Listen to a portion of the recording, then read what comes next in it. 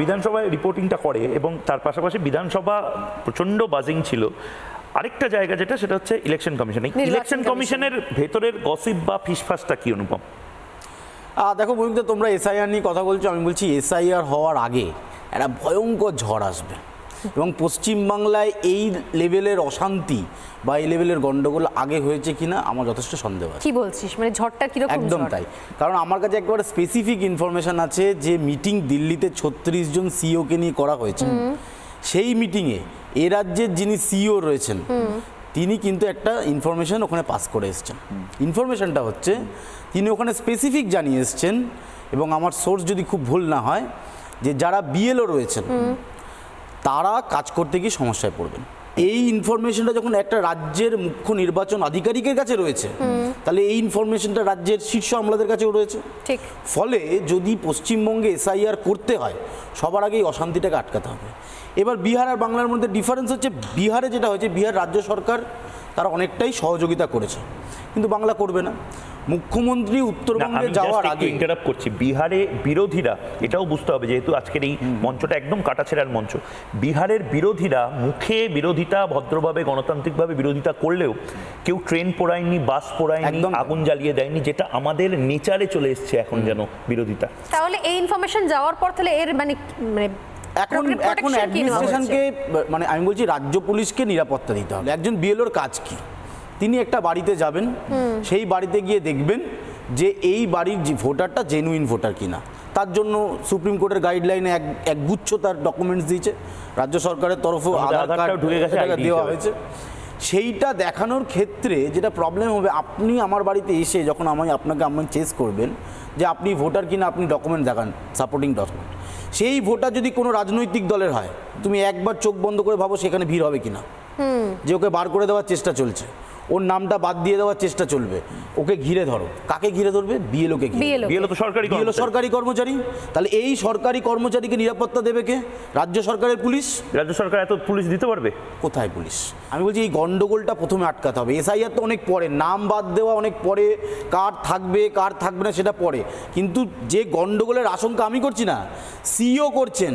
সেটা কোথায় করছেন? দিল্লিতে 36 সিইওর কাছে তো পাওয়ার আছে। আসাম রাইফেলস বা সিআইএসএফ, সিআরপিএফ চেয়ে নেওয়ার, 5 কোম্পানি সিআরপিএফ চেয়ে নিলেই কাজ মিটে গেল। আমরা এই অপেক্ষাটাই, কিন্তু সেটা মমতা বন্দ্যোপাধ্যায়ের জন্য লজ্জাজনক হবে। এমনকি শামশেরগঞ্জ, ধুলিয়ান আমরা দেখেছি যে পুলিশের কি চূড়ান্ত নিষ্ক্রিয়তা, অপদার্থতা।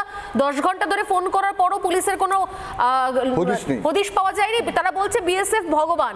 এরকম জায়গা থেকে যদি সত্যি সত্যি এসআইআরটাকেও আধা সেনা কেন্দ্রীয় ফোর্স দিয়ে করাতে হয়, শুভ্রাংশুদা, আমার মনে হয় যে এই সরকারের কাছে এর থেকে লজ্জার আর কিছু হতে পারে না। ভোট তো পরের কথা, ভোটের আগে এসআইআরও পর্যন্ত সেন্ট্রাল ফোর্সকে রেখে করাতে হচ্ছে। রাজ্যের পুলিশ যে নিরপেক্ষ, এটা তো কেউ বলছে না। এই সার্টিফিকেট কেউ দিয়েছে এখন অবধি?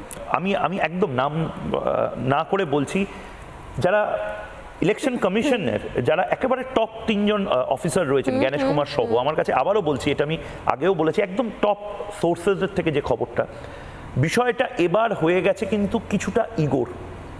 অর্থাৎ মমতা বন্দ্যোপাধ্যায় নিজের পলিটিক্সটা করে ফেলেছেন। মমতা বন্দ্যোপাধ্যায় বন্দুকের থেকে গুলিটা ছুড়ে ফেলেছেন, ওটা ফেরত দিতে পারছেন না। ইলেকশন কমিশন অফ ইন্ডিয়া মানে এটা কিন্তু নেপাল বা ভুটান বা বাংলাদেশের ইলেকশন কমিশন নয়।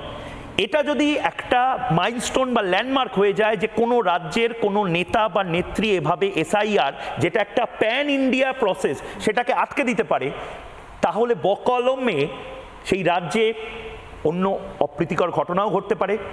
কাল যদি মণিপুরের সিইও বলে যে আরে দাদা মমতা বন্দ্যোপাধ্যায় বলেছে, যান আগে মমতা বন্দ্যোপাধ্যায়কে সামলাতে পারছেন না, আমাদের বলবেন। হিমন্ত বিশ্ব শর্মা যদি পরশুদিন তার চিফ সেক্রেটারি কারণে দূর ইলেকশন কমিশনারকে তো একটা রাজ্যের মুখ্যমন্ত্রী তার মুখ্য সচিব মানে না। আবারও বলছি, আমি দর্শকদের একদম নির্দিষ্টভাবে কেন্দ্রীয় সূত্রের থেকে খবর, বিষয়টা একেবারে ভারত রাষ্ট্র নিজের ইগোতে নিয়ে ফেলেছে যে বাংলা কি ভারতের বাইরে, বাংলাতে এসআইআর করতে মানে আমাদের 5 জন এখানে বসে আছি দর্শক, তার মধ্যে থেকে নির্দিষ্টভাবে আমি একটা জিনিস নিয়ে পড়ে থাক, আমি মাইক লাগাবো না এই প্রোগ্রামে। আমি কি সংস্থার ঊর্ধ্বে। এবং সেটা একটা ইস্যুতে নয়, বারবার সব ক্ষেত্রে। এখানে আইন লাগু করতে দেব না, বাংলা কি ভারতের ঊর্ধ্বে? বিল মানবো না, ওয়াকফ বিল আমি করতে দেব না, এখানে আইন মানবো না, এখানে সিএ করতে দেব না। আরে যা খুশি তাই করা যায় নাকি? না, আমি বলছি এই যে আমরা আলোচনাটা করছি, এটা যখন সম্প্রচার হবে তখন মমতা বন্দ্যোপাধ্যায়ের একটা বক্তব্য এর সাথে দেওয়া উচিত, যে যখন দিল্লিতে মিটিং হচ্ছেন, যখন উনি জানেন, ওনার চিফ সেক্রেটারি, ওনার হোম সেক্রেটারি, উনি নিজে জানেন যে দিল্লিতে একটা উচ্চ পর্যায়ে বৈঠক হচ্ছে। আমি নিজে দমদম বিমানবন্দরে মমতা বন্দ্যোপাধ্যায় উত্তরবঙ্গে যাচ্ছেন, আমি প্রশ্নটা রেখেছিলাম এসআইআর নিয়ে, উনি আবার একই উত্তর দিয়েছেন, আমরা এসআইআর চাই না।